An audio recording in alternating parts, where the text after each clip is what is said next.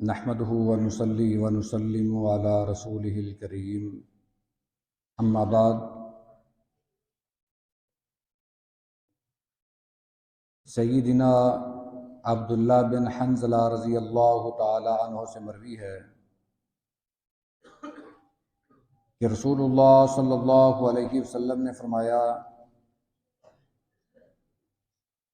درہم ربن یأکلہ الرجل وهو یعلم اشد من 36 زانیہ۔ جو شخص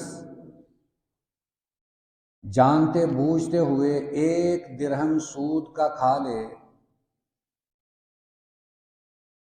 تو یہ اتنا بڑا گناہ ہے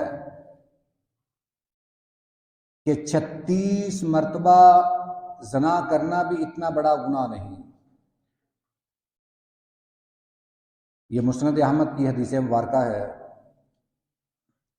اس کے راوی غسیل الملائکہ سیدنا حنظلہ رضی اللہ تعالی عنہ کے صاحبزادے ہیں۔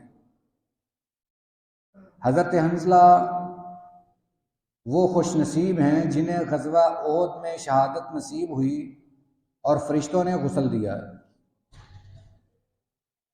ان کے صاحبزادے یہ روایت بیان کر رہے ہیں کہ نبی کریم صلی اللہ علیہ وسلم نے فرمایا، جو شخص صرف 1 درہم سود کا کھاتا ہے، 1 درہم، وہ ایسے ہی ہے کہ جیسے ایک شخص 36 مرتبہ بدکاری کرتا ہے۔ 36 مرتبہ بدکاری کرنا ایک طرف اور سود کا 1 درہم کھانا یہ پھر بھی اس سے بڑا گناہ ہے۔ جبکہ ہم زنا کے متعلق جانتے ہیں کہ یہ کتنا بڑا گناہ ہے۔ نبی کریم صلی اللہ علیہ وسلم نے فرمایا کہ اس حالت میں بندہ مومن ہی نہیں رہتا، یعنی یہ بھی اتنا سنگین جرم ہے۔ اور جو شخص سود کا لین دین کرتا ہے، اندازہ کر لیں کہ وہ کتنا بڑا گناہگار ہوگا۔ ایک دوسری روایت ہے، وہ بھی مسند احمد میں موجود ہے۔ حضرت کعب الاحبار رحمہ اللہ،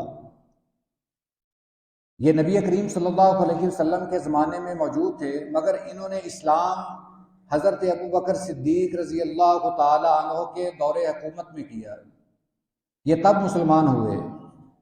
بعض روایات میں ہے کہ انہوں نے نبی کریم صلی اللہ علیہ وسلم کی زیارت بھی کی ہے، مگر اس وقت یہ مسلمان نہیں تھے۔ حضرت ابوبکر صدیق کے عہد میں مسلمان ہوئے، اس لیے شرف صحابیت نہ پا سکے۔ صحابی نہیں ہیں، البتہ بڑے جلیل القدر تابعی ہیں، بڑے مشہور ہیں۔ حضرت کعب الاحبار وہ کہتے ہیں کہ مجھے 36 مرتبہ، یہ معذرت کرتا ہوں 33 مرتبہ کے یہاں الفاظ ہیں، 33 مرتبہ بدکاری کرنا یہ مجھے زیادہ پسند ہے، چہ جائے کہ میں 1 درہم سود کا کھا لوں۔ یہ تابعی کا یہ فرمان ہے۔ وہ کہتے ہیں کہ ان کی نظر میں کون سا گناہ بڑا ہے۔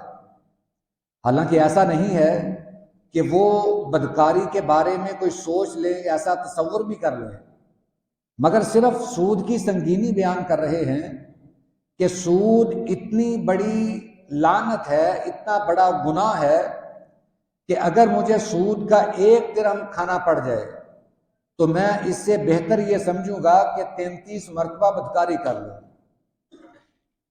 اور یہ بھی فرمایا کہ جو بھی میں کھاتا ہوں، جو میں اپنی کمائی کھاتا ہوں، میرا اللہ اسے جانتا ہے۔ اس کا مطلب یہ ہے کہ اگر کوئی بندہ سود کا نام بدل کر اور طریقے سے کھائے، اپنے دل کو تسلی دے لے کہ یہ سود نہیں ہے، وہ سود کی حقیقت نہیں بدلے گی۔ اللہ تو جانتا ہے، اللہ تو ہر چیز سے واقف ہے۔ انسان اللہ کو دھوکہ نہیں دے سکتا، کہ یہ بینک کی طرف سے مجھے منافع ملا ہے، یہ مجھے انعام ملا ہے، یہ انہوں نے اپنی خوشی سے دیا ہے، ایسا کوئی بھی عذر اللہ کے ہاں قابل قبول نہیں ہے اس معاملے میں جس میں سود شامل ہے۔ اگر کوئی آدمی یہ کہے کہ بینک ہمارے پیسے سے کاروبار کرتا ہے اور اس کی پرافٹ ہمیں دیتا ہے، تو یہ اپنے صرف دل کو سمجھانے والی بات ہے، اس سے یہ معاملہ پاک نہیں ہوگا۔ اگر بینک آپ کے پیسے سے کمائی کر کے آپ کو منافع دیتا ہے تو یہ آپ کے لیے سود ہے۔ نبی کریم صلی اللہ علیہ وسلم نے ایسے کاروبار سے منع کر دیا ہے یا ایسا سودا کرنے سے بھی منع کر دیا ہے جو سامنے موجود نہ ہو۔ شریعت یہ کہتی ہے آپ اس چیز کا سودا کریں جو آپ کے سامنے ہے، جو آپ کو نظر آ رہی ہے، اور ہمیں پتہ ہی نہیں ہے کہ بینک کون سا کاروبار کرتا ہے، ہمیں یہ علم ہی نہیں ہے کہ ہمارا پیسہ کہاں لگ رہا ہے، وہ کون سے کاروبار میں لگ رہا ہے، اور شیطان نے ہمیں اس بات پر مطمئن کر دیا کہ یہ ہمارے پیسے سے کاروبار کر رہے ہیں اور وہی ہمیں منافع دے رہے ہیں۔ ہمیں اس بات سے واقف ہونا چاہیے، ہمیں یہ شیطانی چالوں کو سمجھنا چاہیے۔ شیطان تو یہ چاہتا ہے کہ انسان کسی نہ کسی طرح میرے بہکاوے میں آ جائے، اور سب سے بڑا بہکاوا، جتنے بھی بہکاوے ہیں ان میں سے ایک مال کا بہکاوا ہے۔ بڑے بڑے لوگ اپنا ایمان پیسے کی خاطر ضائع کر دیتے ہیں، اس دولت کی خاطر اپنا ایمان گنوا بیٹھتے ہیں، دین چھوڑ بیٹھتے ہیں۔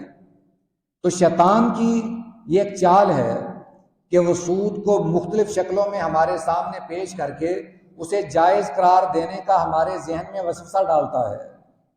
اللہ تعالیٰ سے دعا ہے اللہ ان شیطانی حملوں سے ہمیں محفوظ فرمائے، اور سود سے اللہ ہمیں ہر صورت محفوظ فرمائے۔ وآخر دعوانا ان الحمد للہ رب العالمین۔